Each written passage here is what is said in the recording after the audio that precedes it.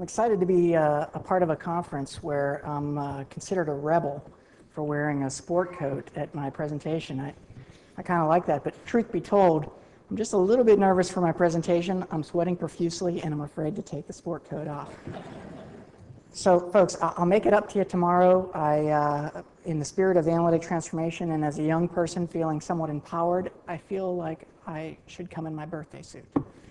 So, I hope you enjoy. Can I get the first slide, please? Next, please.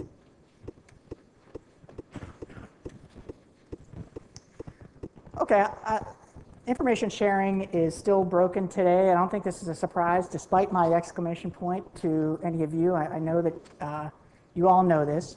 And additionally, I don't think I need to convince any of you how important this problem is to the intelligence community. So the key question that you should ask yourself is, and that I think we would get 420 different answers, is why? Why is information sharing still broken? So what I plan to do here in my presentation is first talk about what we've done, why it's not sufficient, and then talk about the nature of the problem. And this is where I hope to shock you and anger you and maybe even confuse you. But hopefully then ultimately illustrate the point. And then lastly, I want to finish up with why the Analytic Transformation Initiative is a new approach to this problem that actually offers promise. And I want to get to the heart of some initiatives that illustrate this point. So let's start from the beginning. Yeah, I'm going to talk about several of the things that we have done in the past. Now, this is one, there's a government maxim illustrated here, and that's when in doubt, reorganize. And so you've seen a number of things, and there have been some successful initiatives to bring people together through co-location. I just read a report from NSA just recently, this past Friday, where they brought together a bunch of analysts from our Five Eye partners and worked together on some problems with fantastic results. And then you see centers that have been formed since 9/11, like NCTC and NCPC, and you hear of good things that are happening there. So this is a good thing, right?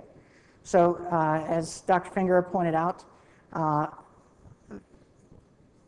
this challenge doesn't scale. So it's not time for Congress to go ahead and put a dome on RFK and bring all the analysts together and put them in one spot. And the reason for this can become pretty apparent when you look at how Claudine has been successful from her earlier discussion today. And what she talked about in her presentation was how to build these trust networks and the exploitation of those trust networks, how that worked for her to develop this network around avian flu, and which has resulted in fantastic information sharing. The problem with trust networks is they don't scale indefinitely. You can't trust everyone. You shouldn't trust everyone.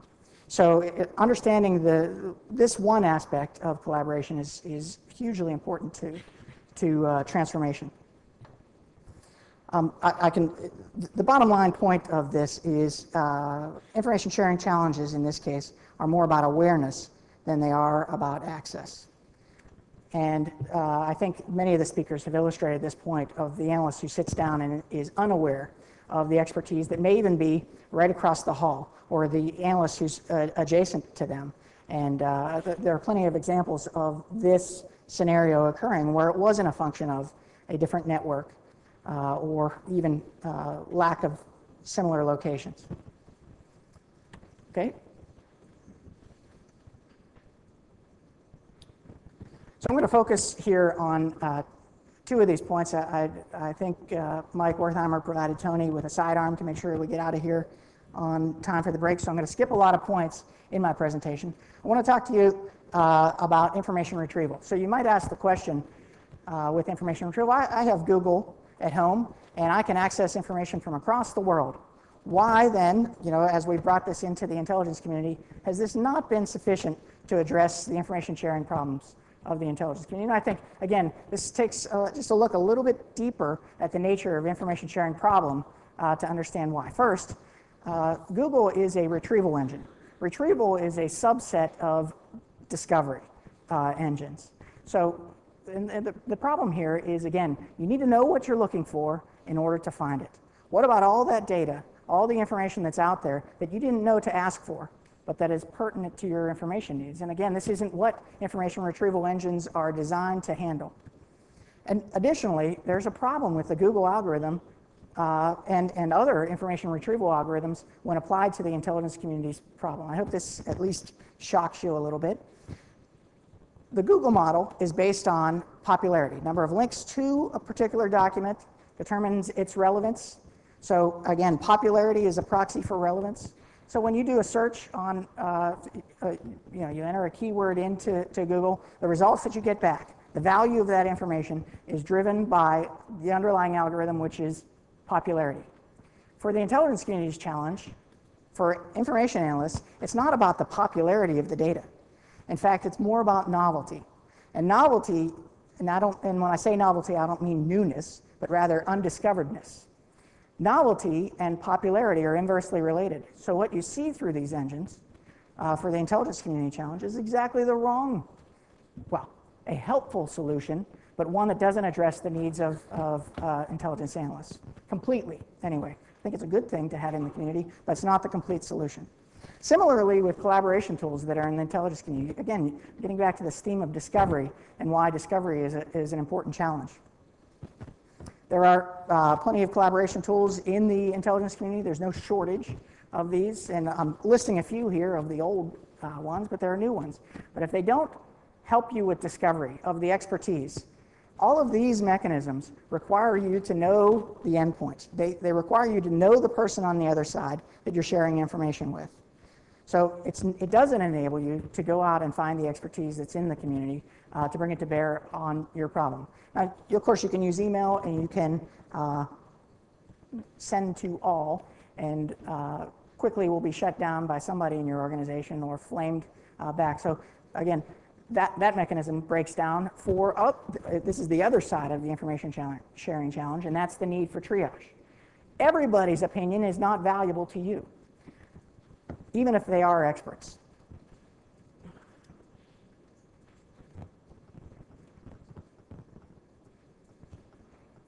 Next, please. I'll talk about wikis and blogs later, next, if you want to, in my question session, and why they're not enough. All right, so let me ask you a question, and I'm going to ask you to raise your hands. Is collaboration a good thing? Who thinks? And Mike Wertheimer suggested that I should take names of anyone who didn't raise their hands here. What you've actually just demonstrated the point that I'm about to make here in terms of groupthink. I think that, I'll get to the point here in a second. It turns out collaboration is not always a good thing. And in fact, it's the solution to collaboration challenges are not intuitive. And I hope to illustrate why. Okay, first, there are some important studies, one more on this, that show that collaboration results in a reduction in creativity, a reduction in productivity, a reduction in objectivity, and Mike has pointed to studies that show that it actually can result in a reduction in happiness. So let me break these down. I'm going to illustrate one of these to talk in a little bit more detail because it becomes very important as we understand the nature of collaboration. So reduction in creativity. There was a study done by Paul Paulus out of University of Texas, Arlington, where he took a look at collaborative brainstorming. Now, collaborative brainstorming, there are industries that have, there are companies that have been developed around the ideas behind collaborative brainstorming. So this is a very popular notion for how you bring out the best in your people. So he took and did this study where they had people sit down in a collaborative, a double-blind study. So he had people sit down in a collaborative setting and generate ideas. And then he had them individually sit down and generate ideas. And when he asked the people when they were done, did you feel more creative in the collaborative setting and the individual setting? And unanimously, people suggested that they were more creative in the collaborative setting. This is no surprise. This is why this has persisted. But if you look at the actual product, what they were able to produce in this setting, you found that they created more ideas in an individual setting and better ideas in an individual setting than in a collaborative setting. So this has rather surprising results. It's not hard to see why. What happens when you're in a collaborative setting? First, people become reticent. So, and we'll deal with this topic a little bit later. People are reluctant to put their ideas, their crazy ideas out there when they're in a group, whereas individually they're less reticent. Additionally, the voice in the wilderness, the guy who keeps coming up with crazy ideas, is silenced by the group.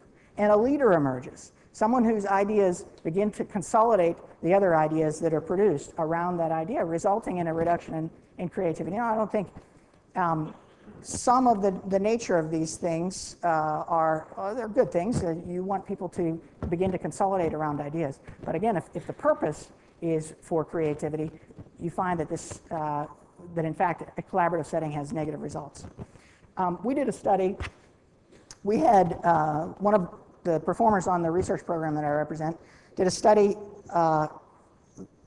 on, it was an agent-based study, a Monte Carlo simulation where he took a number of agents, 1,000 agents in a system, and gave them a couple of simple parameters. Now you can imagine this is similar to human nature. Humans are driven in the same way. The simple parameters are this. For the agents in this system, the likelihood of their interaction increases the more similar their views and their interests. In fact, this is a truism across the intelligence community. The more common your interests, the more likely you are to interact with someone else.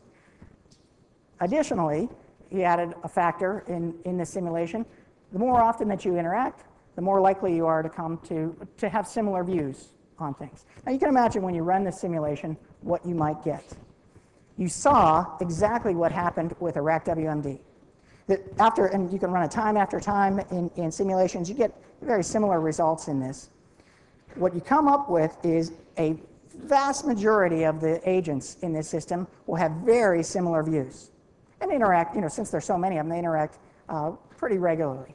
Additionally, you have a few outliers, some tight groups that have formed and don't talk to anybody else, that have very different views on a particular assessment. Again, we've seen this. This is something that we know happens. So the question for technology is, how do we overcome or how do we mitigate these effects? And I'll get to that in a minute. But we know, listen, I think we would all agree, collaboration, information sharing is essential for the development of comprehensive intelligence. We need to do this. We must.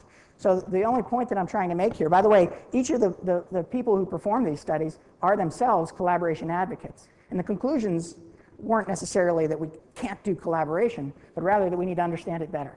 And again, this is an objective of the research program that I represent. Okay, so I keep forgetting to press the button. Thank you. All right, so let's take a little closer look at the actual barriers to information sharing. And I want to, let's dig in a little. So I'm going to skip the first two. I think we all understand these. And then let's take a look at number 3 and number 4 here, overload and unawareness. The challenge with these two is they work in opposition to each other. So in other words, if you address one, you make the other one worse, and vice versa. In an overloaded situation, I think we would agree, the statistics show that analysts, for the most part, are overwhelmed with the amount of information that's out there. Now, as it turns out, adding extra in an overloaded situation, adding extra information actually results in a loss of productivity. So what you might say to address the awareness problem, and again, we agree that awareness is a major challenge. You might want to, let's just give them more or show them other things that they didn't know about that we think might be important to them. The problem is, again, you're adding to the overload situation. So you might say, let's tighten it down and not show them as much, or filter the information more so that they see less. And then you're affecting the awareness problem. So there's these two problems are interesting. One is more about precision, the other is about recall, in the way that you might address them. And I hope I cut through this with an Occam's razor here in a moment. And additionally, security. This has come up a number of times today. This is an interesting paradigm here in that, again, need to know. We're not going to, any one of these 5, you're not going to wish away. You're not going to wish it weren't this way. You aren't going to technology these things away. They're not going to, these are aspects of human nature, and you're not going to policy them away. What really needs to be done is develop systems that account for these aspects of human nature to make analysts more efficient. Okay, so this need to know challenge, we're not going to wish it away. It's always going to be an aspect of the nature of intelligence analysis. The problem that you see in this is, how do you know what you need to know when you don't have access to it. You wouldn't know whether or not you need to know it, nor would anyone else. And so, again, there new techniques, new technologies, new capabilities that address these problems are being developed, and in some cases have already made their way into the intelligence community. And I'll tell you a little bit about them. I might more in the question session. All right, so who knows what Web 2.0 is? This is another chance for me to, okay, all right, there are a couple, I think you're all liars. There's no specific definition for Web 2.0, and I'm not sure that my definition for Web 2.0 is the correct one, but I'm going to sort of give you a feel for what I think about Web 2.0, and then that will then build on that principle. So, there's all this hype about Web 2.0 capabilities. The nature of Web 2.0 technologies are technologies that harness the wisdom of crowds. So we're talking about the expertise that's distributed through through an organization or around the world, harnessing that wisdom, that knowledge from folks in a more dynamic fashion. So ultimately, this is about humans generating pathways that can be reused through the information space. So how do we do this? Let me give you an example. Intellipedia is an example of this. Let me give you another one. Delicious. So how many folks, this isn't a trick question, how many folks have used Delicious on the outside, right? So the first time when I came back to lead this research initiative, I was curious about Web 2.0 and what's this all about. So I did a Google query on Web 2.0, found an interesting article, and I tagged it with Delicious. And so the personal benefit to this is I can go to another machine, and I can see the tags that I've done on, again, I can be on any machine, I can see the things that I've tagged, and I can easily get back to this information. But it has a public benefit in that now, in tagging this Web 2.0, I can see all the other users out there who have similarly tagged something as Web 2.0. So I can now form a virtual interest group. I can find those people who have related interests. And so I did. I took a look at the first, second, third person, and they were also casually interested in Web 2.0. They didn't have a whole lot to offer me. The fourth person, as it turned out, that I looked at had spent months mapping out the information space, had been researching Web 2.0 for some time, and had developed a considerable number of links that I could now use. It would have taken me that much time to develop the same set of knowledge. I could quickly leverage that knowledge. So that's the promise with Web 2.0 technologies. The shortcoming there is I got very lucky that it was number 4, because it could have easily been number 10,000, and I wouldn't have gotten there. So this is where research comes in. Research is about how you find that person first, or high up in the list. And in fact, how you can leverage the knowledge that they've expressed against your particular challenge. And so I'll talk a little bit more about that. This is exciting. But now I'm going to introduce really the crux of what I'm going to talk about here in a moment. And that is bottom-up organized systems. The basis for Web 2.0 systems are systems that, as opposed to someone saying on the internet, we're going to organize all the pages this way, and we're going to set them all in a particular spot, and if you've got a page on heart attacks, it has to fall under the health taxonomy. That doesn't work at internet scale. You can't organize the internet that way, and this is where Web 2.0 technologies create a self-organization, or bottom-up through user activity organization of the web. We have spent, in the government, millions of dollars and many years of some of the brightest minds developing taxonomies, mechanisms. The Library of Congress is an example of a taxonomy. Mechanisms for organizing the content, information that's out there. And we can see that actually very quickly through folksonomies, this principle, the things that are developed from Web 2.0 technologies, we can get those kinds of relationships. Let me tell you why this is a better way. First, you can imagine there are taxonomies. There's a resource called WordNet. It's awfully handy for machine reasoning. It breaks down all the concepts in the world, or many of them, and organizes them hierarchically. This particular again, this supports a lot of machine reasoning. What you would find here is that a car is a form of an automobile, and that a road is a form of a pathway. The problem is, in this taxonomy, is that there's no relationship between a car and a road. A car is not a road is not a car. So we're stuck here. We would not be able to exploit that. Now, we could set up another taxonomy, which organized the world differently, which would capture that relationship. But again, it's top-down. bottom up, you begin to see through use that these things are related. And so it's, again, a whole different approach that's paid off. Now, let me introduce another topic to you that's even more controversial than Web 2.0, and that's Web 3.0. Now, this is a misnomer or a good piece of marketing or something in between. Web 3.0 actually started long before Web 2.0 was realized. This is really, since the inception of the computer and computer science, Web 3.0 has been the dream. And this is, or at least my definition of it is, the semantic web. You know, this was the original idea behind the development of the internet, is the idea of the semantic web. The underlying principle here is machines that understand the data, right? This is AI, the machines that can make these decisions. Unfortunately, I think for us all, and I would agree, we're not ready for machines to make decisions for us, right? This is a long way off, and I hope that we never get there. We've been pursuing it aggressively, and in fact, hanging our hat on this particular idea. It's the intersection of these two ideas, bottom-up organized systems along with some lightweight machine reasoning, that offers tremendous promise. We've seen very exciting research breakthroughs in the last year on the intersection of these principles. It's like many of these hard research challenges are dropping like flies as a result of the intersection of these things. We are much closer, to realizing this dream as a result of harnessing the kinds of things that have come along in Web 2.0. So, and for example, we've spent plenty of time, who knows what an ontology is out there? Okay, right. We've spent plenty of time developing these ontologies that have to ultimately, to capture all human knowledge, they have to be very complex. And what you find out with human knowledge is there are many disagreements at the core level. We don't all agree on the meaning of the word context, for example. And these things can't be resolved through these complex ontologies. Again, it's more about use, it's more about uncertainty. There are a new set of challenges to address, and we're just making progress on them. Okay.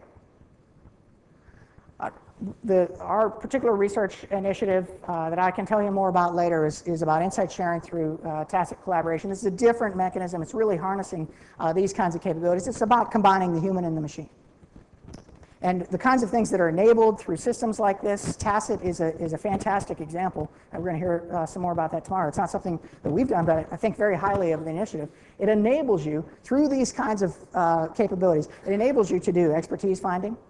So an analyst sits down and wants to know who else is out there who has worked on this particular challenge. This is not, the analytic resource catalog is a good start towards this, but it's not sufficient because it cannot be a static set of, I'm interested in Middle East trade problems. Your interests change on a daily, hourly, even by moment basis. So having a more adaptive system augments what's already in place with these other initiatives. And this is something that we've seen capabilities like this rolling out now out of our program and others. Another one, and this is a different paradigm than information retrieval.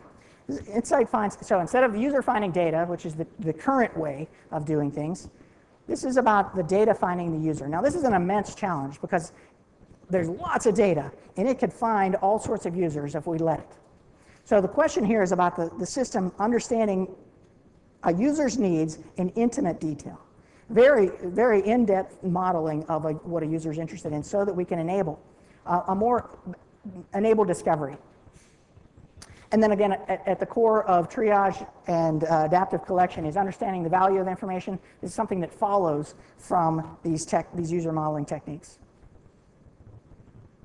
Okay, so I'm going to change pace a little bit here, but I want to build on the same theme, and this is to talk about Enterprise 2.0. So this is about how Web 2.0 technologies affect the intelligence enterprise. There's a paper that you can grab.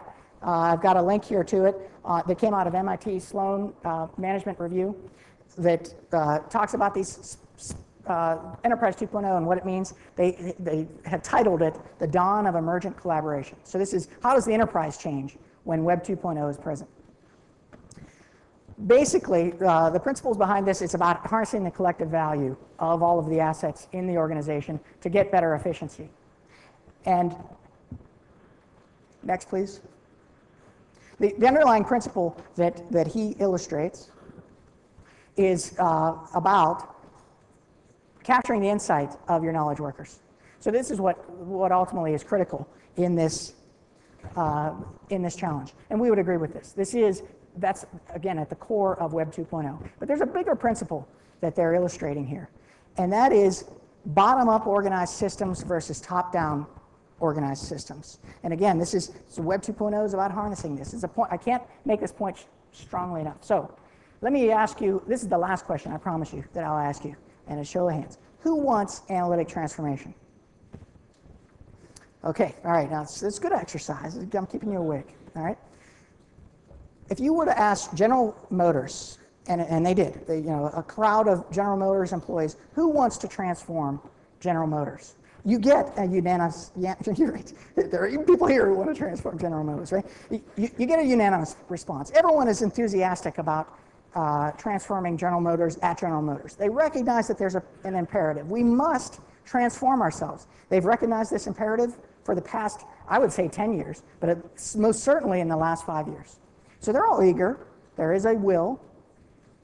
They've gone out and they've hired, actually General Motors spending on high-powered analysts to come in and help them with the ideas has been remarkable. They're serious about this challenge. They brought in the best minds to reform their business.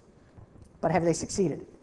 They haven't. So what I want to get to here is we have a lot of enthusiasm about transforming intelligence analysis. What is the nature of the problem so that we ensure, even with this enthusiasm, that we don't fail?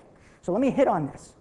Actually, if you look at their competitor, Toyota, you see a very different approach to the way that they have transformed their business. They're very serious about transformation at Toyota, and they've taken a market-driven approach to this. So again, I can go into a great deal of detail about the specifics, but basically they've changed their management structure to deal with a complex system. Now I'm going to hit on this a lot more here in a second, as soon as we skip forward a couple bullets. Okay, and Dr. Finger talked about this morning, that in looking at the intelligence community, first you look at this structure that had been built up and mashed together in many ways, and you see this as an ugly thing, and your first inclination is, let's tear it all down and start over again. But the reality is, when you look at it, there are many reasons for the way that things are. The French revolutionaries had the same assessment when they looked at at the church and at royalty and at the wealthy within the country. They said, there's nothing good there. Let's tear it all down. And they did. And they brought out the guillotine, and they found that the new structures that emerged were exactly like the old structures. And they killed a lot of people in the process. It's not time to engage in organizational nihilism. It's not time to start wheeling out the guillotine and taking all the agency heads and chopping off their head. There is a very fine line between the wisdom of the crowds and the madness of the mobs. In fact, up until about 10 years ago, it was held. There was no such thing as wisdom of the crowds. It was believed that you bring a bunch of people together and you end up with madness. There's some truth to that. If you're not careful, if you don't understand the fine line, if you don't exercise capabilities that help you, if you don't exercise management approaches that help you march the difference between the wisdom of the crowds and the madness of the mobs, then you'll end up with chaos. I can assure you that, something that we should take very seriously. So let's look a little closer at those management philosophies, if you would. I promise you I'll get back to research here in a second. This is my fault for having put a bunch of animation in these slides. All right, so I want to refer you, this is a very interesting study that's worth reading. I'd recommend skipping the first couple pages to get to the heart of the matter. But there are a couple folks who did work for DARPA a number of years back on complex systems and understanding the management of complex systems. Again, you can read this through the link. These particular folks broke down, again, the key to their research is understanding the nature of the problem. So they broke down problem types into 4 categories: simple, complicated, complex, and chaotic. And I'm going to drop off simple, because that's pretty simple to deal with, and chaotic for a second, and just talk about the middle two: complicated and complex systems. Complicated systems are systems where you know the endpoint. So, for example, if you're building an aircraft carrier, that is a complicated problem. The right kinds of organizational structure for dealing with complicated problems is top-down organized systems. So in other words, you want some sort of hierarchy. In building an aircraft carrier, they do just this. For complex problems, it's the opposite approach. The wisdom of the crowds is the right approach to complex problems. So what you see is problems that look, okay, and a complex problem is one where the endpoint is not known.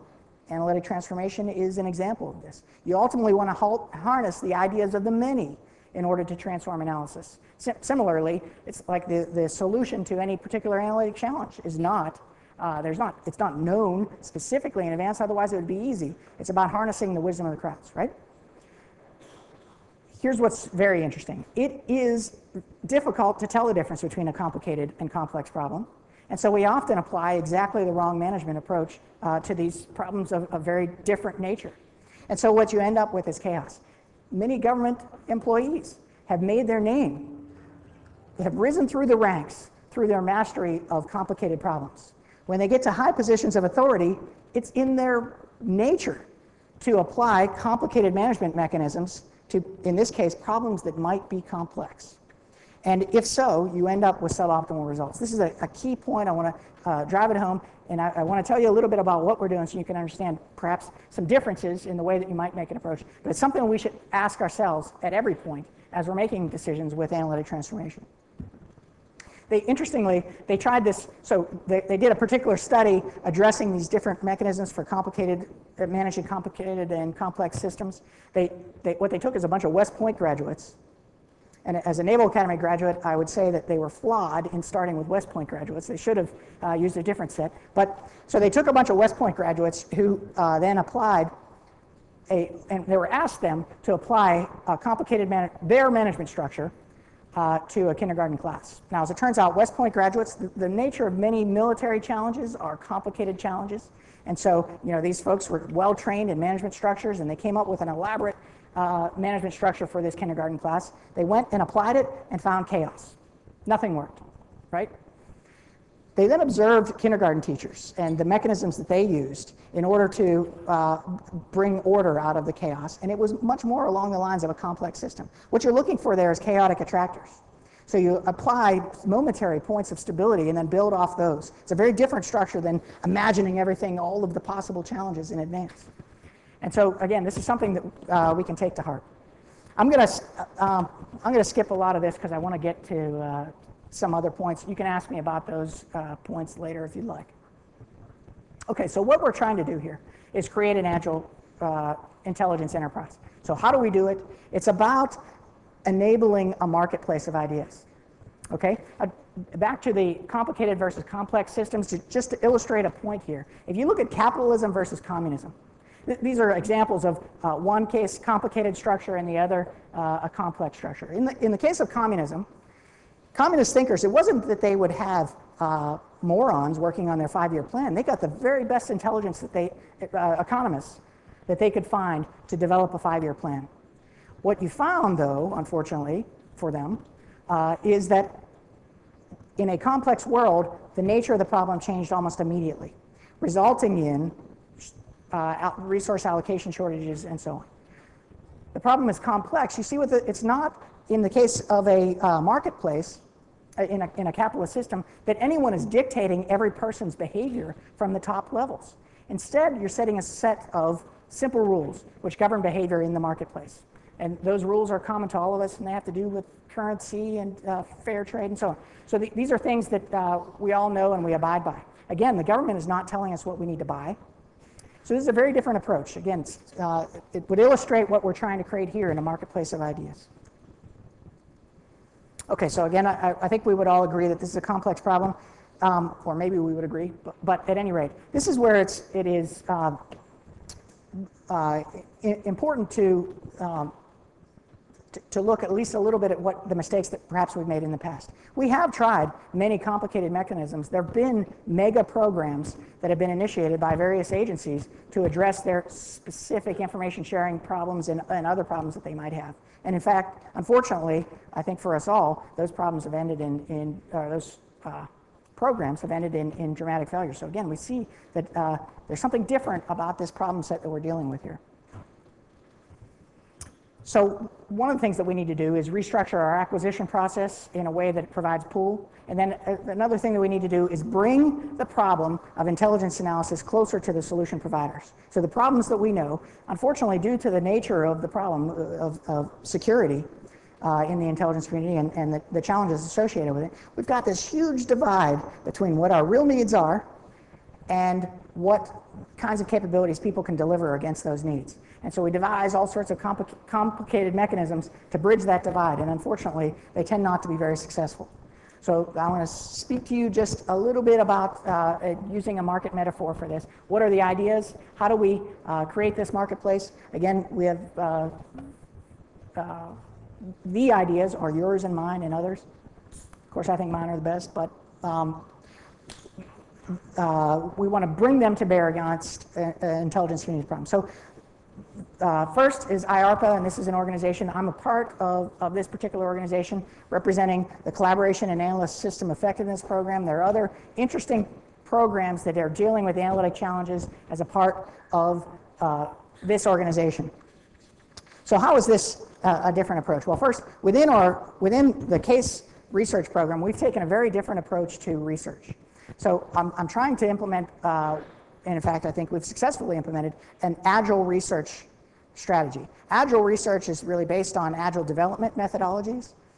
This is about applying, getting things into operations first, and then learning from those things in the research initiative. So in the research, and in the advanced research world, there's this tendency to say, we know your problems best. Give us 5 years to work hard on those problems, and we will give you something back that you will love.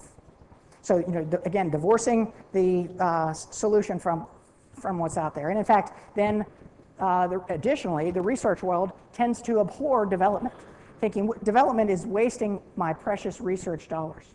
Well, it turns out we've got a very different philosophy, and we've seen that the research actually gets better with a little bit of development. Now, this is a curve that has a shape where there is a peak associated with it. If you go way too far on the development side, clearly you are going to affect research. But understanding this in developing agile research is crucial. Additionally, there need to be new mechanisms for measuring our success.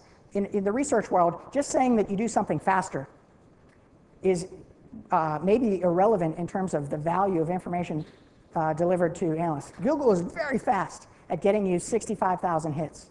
How valuable are those hits? This is a bigger question. And ultimately, the nature of this problem has to be seen as, are you making the analyst more effective at delivering information, valuable information, to the consumer of intelligence? Now, we can go into a lot of detail, I won't, about how you measure this and why it's essential to start there, not from a collaboration program measuring how many times we get people to collaborate. That may, as I pointed out earlier, be a bad thing. Okay, and there's other programs like A-SpaceX. I can tell you more in the question session if you'd like to learn more. If you'd like to participate, for the people who are solution providers, there are BAAs out on the street, or come and talk to me. I'm very eager to work with ideas. We do not have the solution to the community's problems. We are part of it. And so I'm eager to work with all the folks who are out there on this challenge. Okay, I want to talk a little bit about the RDEC problem, because again, you have this big gap between what the real intelligence community's problems are and the capabilities that are out there. So it's about narrowing the gap and bringing these ideas closer together so that you can understand in a native setting the power of the capabilities that could be applied against an intelligence challenge. This is what RDEC is about. Now, I think I have been in the past one of the most vocal critics of RDEC. From a collaboration perspective, I cannot test my collaboration tools on the RDEC network because there aren't enough analysts participating in the RDEC network to be able to. Web 2.0 technologies don't get linearly better as you add more analysts. It's a critical mass challenge. So you can't use 10 analysts and figure out how good it's going to be for 100. So that was not the right setting for us. Well, they are aggressively changing in the RDEC setting to first make it easier for analysts across the community to get access to RDEC nodes. And then second, there's this new idea for A-Space-U, an unclassified version of RDEC where you can rapidly throw tools, mash them up together outside the environment, see how they work for a different set of users in an unclassified setting. These users are users from, among others, The IC Centers of Academic Excellence, university students from around the country in intelligence programs who can now come in and test these things. Interestingly, they have a setting that nearly mirrors the distributed nature of the intelligence community. So it's a great setting for seeing how we facilitate insight sharing. So I think there's a lot of promise in this, and it follows along this general idea of more agile systems. RTTI, there's an initiative out there from D&I's S&T that takes the best ideas that have operational relevance and takes them the last step. Again, quickly applying the best technologies from the outside against community challenges. And then, of course, there's A-Space. Now, what's important about A-Space is not what tools or capabilities in A-Space, but that it's a very different process for first understanding getting tools there, and second, for distributing the tools and then ultimately sharing insight across the community. So this is, I wouldn't look to be overwhelmed by specific capabilities in early versions of A-Space. It's more about, again, the longer process. So the bottom line is, again, these are different approaches. I've only hit on the surface. There are many. Information supply chain management is another initiative for connecting, understanding the value of intelligence analysis at all points. The value of intelligence analysis as well as collection assets. Dr. Finger pointed out we don't necessarily know the value of a specific collection asset over another one. How would you understand that in the context of the information consumers' needs? So again, there are a bunch of marketplace initiatives. Prediction markets is another example of powerful market mechanisms that can be applied and can transform analysis. You need to consider, as you're developing programs, these basic principles, that this is a problem of a different nature. All right, thank you.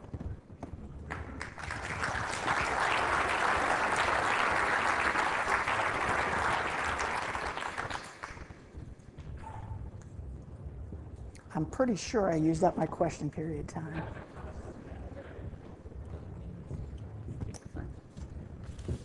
I am afraid that we are going to have to move on a little bit, but thank you very much, and